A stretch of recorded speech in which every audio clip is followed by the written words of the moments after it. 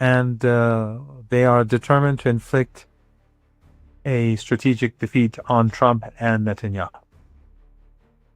Because we all have a lot of experience with the West. And of course, when the riots in Iran happened on the 8th and the 9th of January, they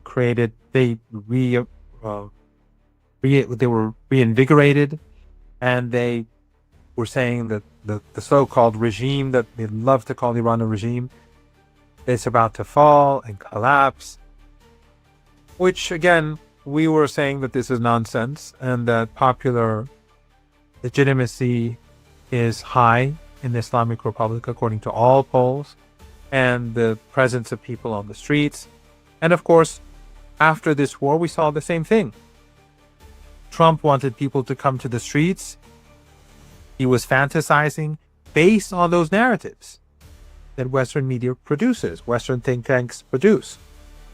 People did come to the streets for the exact opposite reason: to condemn him, to commemorate Ayatollah Khamenei, who they see as a martyr. And not only are they coming to the streets, Glenn, they come to the streets under fire, under bomb attacks. So at nights, last night and the night before, across the country, there were huge rallies, which I'm sure you've seen online. And I put some of them it's the ones in Tehran in my Telegram channel. But the night before last night, in Tehran alone, there were 20, I think, gatherings. And each of them were in the tens or hundreds of thousands. And the same was true last night.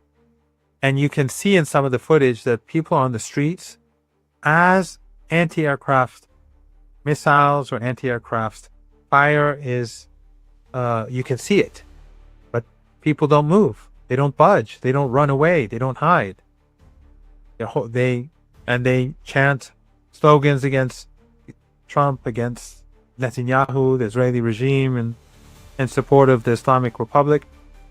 That's the reality. And for me, it was obvious that this was what's going to happen. But the miscalculation in the West is never ending. And I think until there's some sort of change in the West, which I think may be coming soon, because of all the multiple crises that the West and the United States are now facing.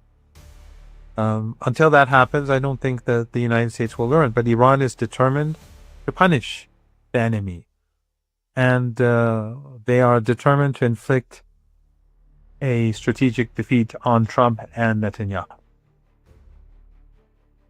Yeah, I saw some media reports as well, some Western ones who suggested, because they had some pictures and videos of some women walking without their hair covered up, and they said that this was an indication of the people standing up against the regime, because they think that women are compelled to cover up their hair. So for this reason, they thought that this was a sign that the government was falling. But this is a key problem, this self-delusion and misinformation, because if you want to get along with Iran, you need to be properly informed. If you want to even defeat Iran, then you also do need to know something about it. So it's very strange, this self-delusion. I did want to ask how you see the war. One thing I'd like to add, the very fact that they divide society between those who cover their hair and those who don't is so utterly childish.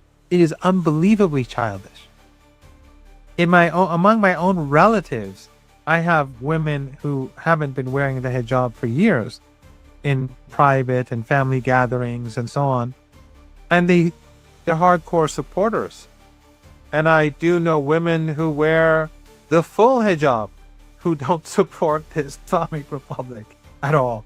But it's become the indicator journalists often use to see the support for government. Yeah, I know it doesn't necessarily have to make much sense. Yeah.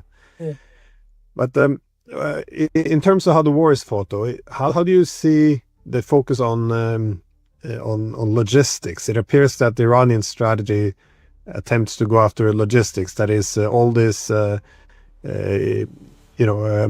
warships and all the material of the United States, they have to dock somewhere and refuel, rearm, and it appears that Iran is going after a lot of these ports, especially Bahrain's Fifth Fleet. The Fifth Fleet, America's Fifth Fleet, but located in Bahrain. Bahrain, sorry. Do you see the same focus on logistics, or how are you interpreting the Iranian strategy here? Yes, I think that what Iran is doing is that it's destroying the infrastructure that the United States built across the Persian Gulf, which is very easy for Iran because it doesn't even have to use those long-range missiles. They can use drones. They're older. Most of the drones and missiles that are being used right now are the old generation ones. Some of them are 20 years old. So they're using those to destroy these bases, their logistical capabilities, as well as their warehouses.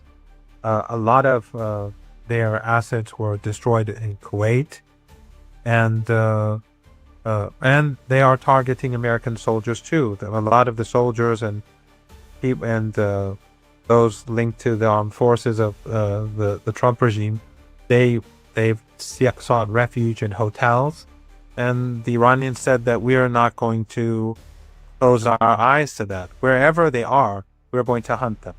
And so if you at times see that there are areas that are struck that do not have anything to do with the military bases, those are places which Iran considers to be U.S. assets, or places where the U.S. armed forces are using for the time being. So Iran is not going to pull any punches. It is striking the Americans, but also Iran sees all these countries, these family